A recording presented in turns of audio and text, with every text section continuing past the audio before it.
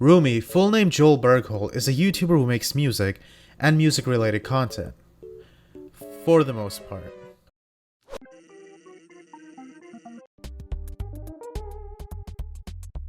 Roomie started his channel way back in 2010, but really rose to prominence in 2014 with the first of his One Guy X Voices series.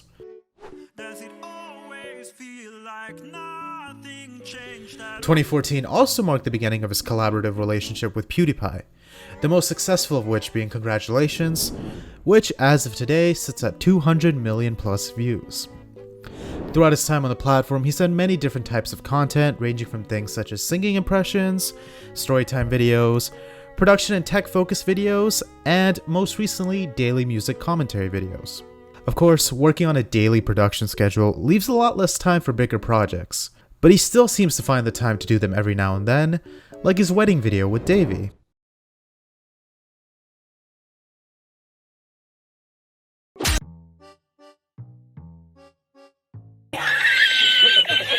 It's no secret that Roomie loves pop.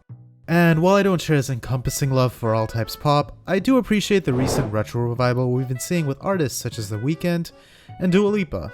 These songs are typically split into two lanes, one being funk and the other being synthwave. Unfortunately, all my production knowledge is EDM focused, so I don't have much experience in either of these genres, but after watching a bunch of tutorials, I decided to go the synthwave route and save making a retro funk inspired song for Joel's wife, Davey504, which in honor of our favorite waifu, I will reveal at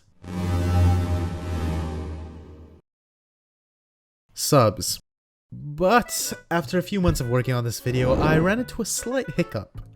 In his Best Songs of 2020 video, Roomie destroyed the retro pop revival. So to avoid sharing the same fate, I decided to bury the project.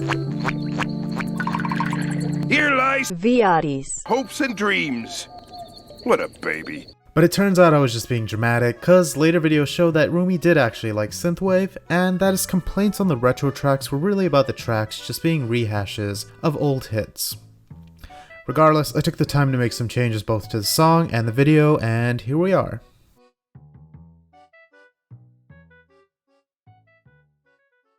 So the big reason I went the synthwave direction is cause I don't know how to work with vocals. This was an issue since I really wanted to use a vocal sample as a centerpiece since so much of Roomie's content is around singing. So the workaround I came up with was using waveform synthesis. The idea being I can drop this sample into a waveform synth, it chops it up into 256 waveforms, and then I could play around with the oscillator values, add some effects, and bam, I got some unique synths built from Roomie's voice. Naturally, a synth-focused track leans well to synthwave, and that's how I got here. Roomie singing this section of Living for That for the Converter thing will give us a clean sample to use for our synths. Out all night to the shirt. The flute result is also pretty good, so let's see if I can't fit that in. For drums, we got the kick sample ready to go, cause... Yo, sample this. And obviously we gotta use this iconic slap sample. I'd like to use it as a snare, but it's a bit short, so we might end up using it as a hi-hat instead. This tech review clap is pretty good, so let's throw that in there as well. And I'm not sure what I'm gonna use this for yet, but I gotta have this in there.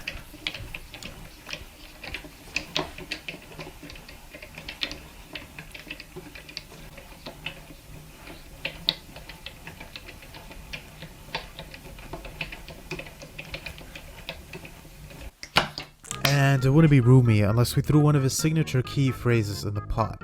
I'm gonna go with it's a little bit pitchy, because I think that's a bit more upbeat and funnier than alcoholism. There's this relatively new synth called Vital that allows you to do text to waveform, so let's drop that it's a little bit pitchy in there and see what we can come up with. Which brings us to the next section. No, I don't be Synth. So, as you saw earlier, I made like 20 plus versions of this track, but then I realized I had overthought the hell out of this track and that I didn't like it anymore, so I started over on a new track, got to like version 8 of that, realized I didn't like that one either, realized that I've now spent 6 months overthinking everything about this track, and then finally realized, hey, this first version's not so bad. I mean, it's not 2000s Gaga level, but I think the vibes I were trying to capture were there, so yeah. For sound design, the synths are where I spent most of my time. While they are pretty straightforward, I don't think most of y'all would be interested in me walking through the minutia of why I selected each value on the oscillators and FX, so instead I'll show y'all the starting waveform that I selected from the Roomie samples, and the final result after I played with the oscillator and FX values. But when we out all night to the sh- and we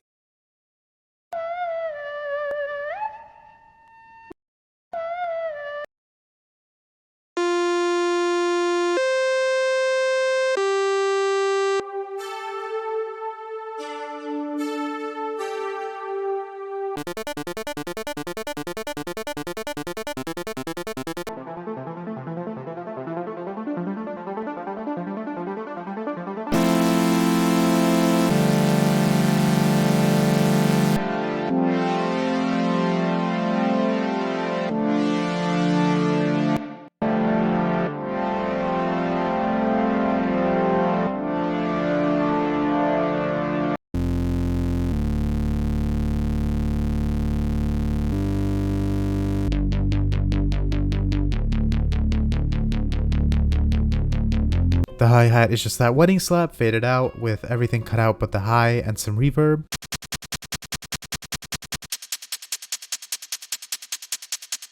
The snare is probably the weirdest process out of the three. I took the clap, transposed it down to give it a bit more depth and extend the length out a bit, then put that into a sampler, compressed the heck out of it, and then added a big reverb because it's an 80s snare, and did a bunch of inefficient EQing and threw a limiter in the middle till I got something that was acceptable. The kick was the thing I had the most trouble with. No matter what I did to it, it just sounded too acoustic. Till actually very recently, where I found out you could use a vocoder for more than just roboty vocals. My theory was that if it works as a sort of automated channel EQ and envelope booster, then you could use it to shape a kick in a certain way with the right sample. And the end result was something I was content with. It kind of feels like I'm in the gray area for what I consider cheating here, but I'll let it pass because I still think it's transformative.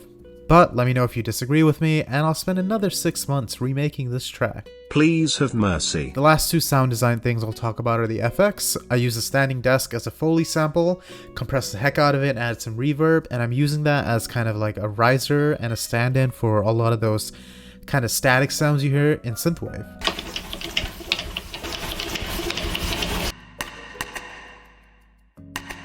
And last but definitely not least is a little bit pitchy. Very simple here, just have the text to waveform assigned to a note, and of course an envelope to modulate the pitch, and finishing it up with some OTT. It's a little bit pitchy. As for composition, I've been working on this track for so long, I have no clue why I made the decisions I did, so... Shoot me.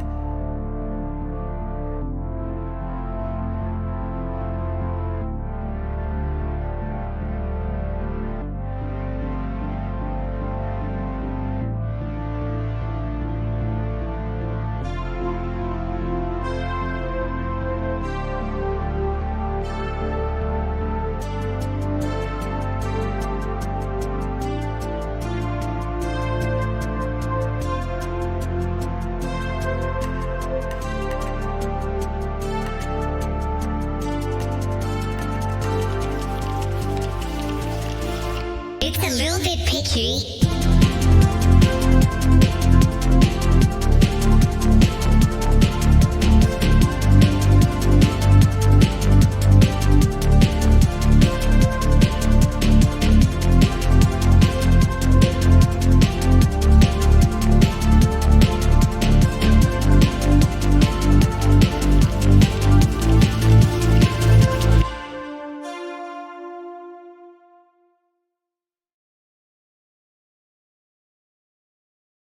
Hey guys, hope you enjoyed that video. Was too lazy to record the outro, but I'm trying to release my next project on PewDiePie in the next few weeks, so please like and subscribe if you enjoyed the video. Love y'all, talk soon.